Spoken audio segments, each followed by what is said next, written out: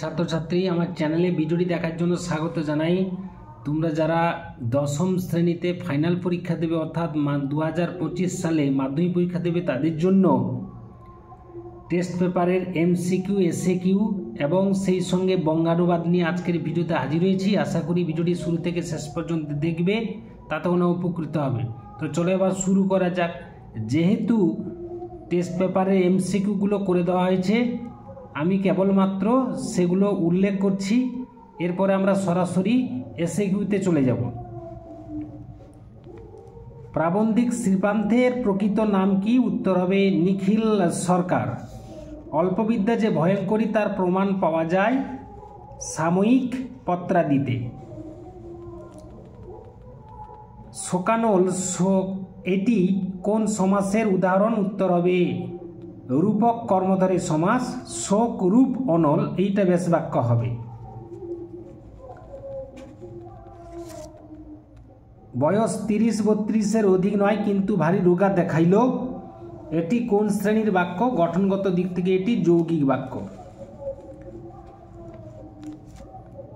যে বাক্যে কর্তা বা কর্মের পরিবর্তে ক্রিয়ার ভাব বা অর্থ প্রধানভাবে প্রতীয়মান হয় তাকে বলে ভাববাচ্য। নদীর বিদ্রোহের কারণ সে বুঝিতে পারিয়াছে, এটি কর্তৃবাচ্যের দৃষ্টান্ত। এরপরে আমরা সরাসরি চলে যাব এসএকিউতে।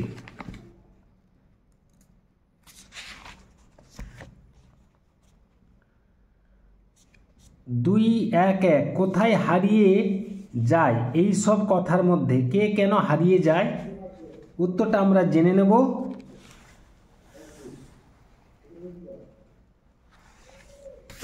বাড়ির সবাই সন্ধ্যাতারা পত্রিকায় প্রকাশিত তপনের গল্পের প্রশংসা করে ছোট মেসোমশাইকে কৃতিত্ব দিতে থাকে। বাড়ির লোকের থেকে শোনা অপ্রত্যাশিত নেতিবাচক কথার ভিড়ে তপন হারিয়ে যায়। এরপরে 2-1-2 প্রশ্নটি হচ্ছে, কিন্তু দোকানদার হেসে ফেলে হরির কাণ্ড দেখে। দোকানদার হেসে ফেলে হরির কোন কাণ্ড দেখে? উত্তর হবে বহুরূপী গল্পে বর্ণিত হরিদার যে কাণ্ডের কথা বলা হয়েছে তা হলো শহরের পথে রূপসী বাইজি সেজে ঘুঙুরের আওয়াজ তুলে নাচতে নাচতে যাওয়া। 2-1-3 প্রশ্নটি হচ্ছে, বড়বাবু হাসিতে লাগিলেন, বড়বাবুর হাসির কারণ কি? এবছরের জন্য খুবই গুরুত্বপূর্ণ এই এসএকিউ প্রশ্নটি। গিরিশ মহাপাত্র মাথায় লেবুর তেল মেখেছিল, তারই গন্ধে থানার সমস্ত লোকের মাথা ধরার উপক্রম হয়। জগদীশবাবু বড়বাবুকে সে কথা বললে বড়বাবু হেসে ওঠেন। এরপরে 2-1-4 আবেগ ভরা গলায় হাসান বললেন। হাসান কি বলেছিলেন? আবেগ ভরা গলায় হাসান বলেছিলেন যে অমৃতের মতো ছেলে পেলে তিনি 21 জনকেও পালন করতে রাজি আছেন। এরপরে 2-1-5 সে প্রায় কান্দিয়া ফেলিয়াছিল, তার কেঁদে ফেলার কারণ কি? নদের চাঁদের দেশের ক্ষীণস্রোতা নদীটি অনাবৃষ্টির বছরে প্রায় শুকিয়ে যাওয়ার উপক্রম হলে সে কেঁদে ফেলেছিল, কারণ নদীকে নদের চাঁদ পরম আত্মীয়ের মতোই ভালোবাসত আর তার অস্তিত্ব লোপ হওয়ার উপক্রম হয়েছে। এরপরে 2-2-2-2-1 আমাদের ইতিহাস নেই একথা বলার কারণ কি? উত্তর হবে আমাদের ইতিহাস নেই বলার কারণ হলো বক্তা যাদের প্রতিনিধি সেই সাধারণ মানুষ কোনোদিনই ইতিহাসে ঠাঁই পায় না।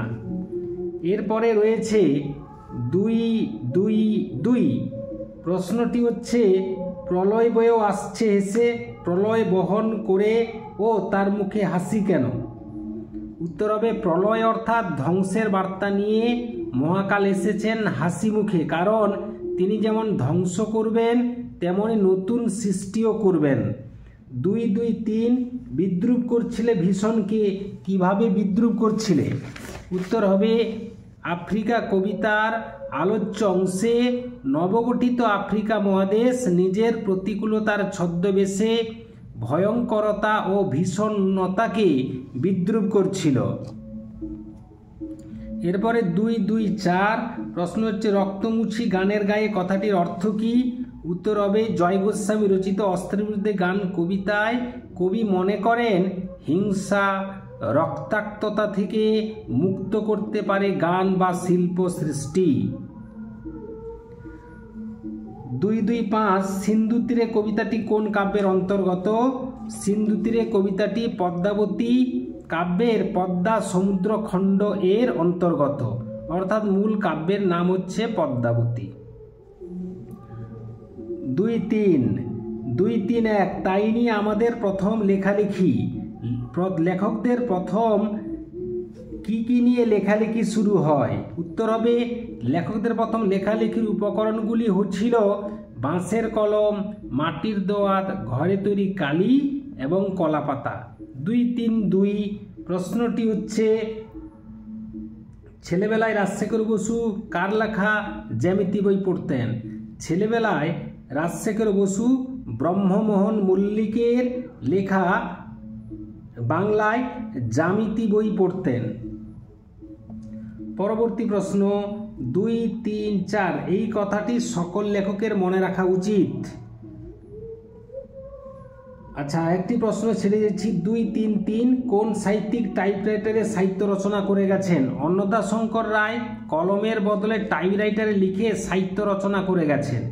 গত কবছর ধরে কবি সুভাষ মুখোপাধ্যায়ও টাইপরাইটারে লিখছেন। 234 প্রশ্নটি হচ্ছে এই কথাটি সকল লেখকের মনে রাখা উচিত, খুবই গুরুত্বপূর্ণ প্রশ্ন। উত্তর হবে কোন কথাটা? এই প্রশ্ন হচ্ছে কোন কথাটা? উত্তর হবে বৈজ্ঞানিক প্রবন্ধের ভাষা অত্যন্ত সরল স্পষ্ট হওয়া আবশ্যক। এই কথাটি সমস্ত বাংলা ভাষায় বৈজ্ঞানিক প্রবন্ধ রচয়িতাদের মনে রাখা উচিত। এরপরে ব্যাকরণগত প্রশ্ন রয়েছে, আমরা একে একে ব্যাকরণগত প্রশ্ন চলে যাব। 2-4 দাগে প্রশ্নটি হচ্ছে শূন্য বিভক্তি কাকে বলে?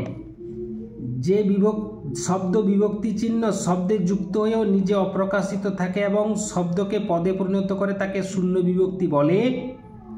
নিচে উদাহরণ তুলে ধরা হয়েছে।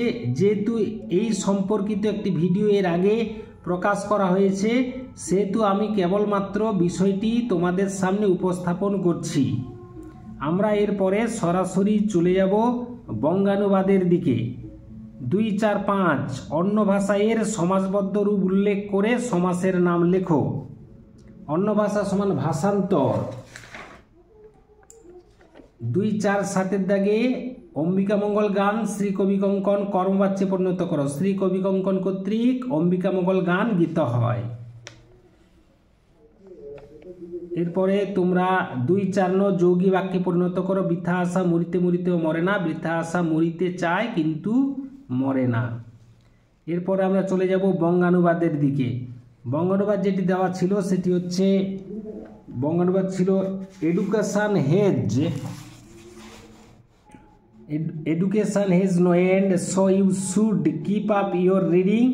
Many young men close their books when they have taken their degrees and learn no more. Therefore they very soon forget all they ever learned. আমরা একে একে এর জেনে নেব উত্তরটা।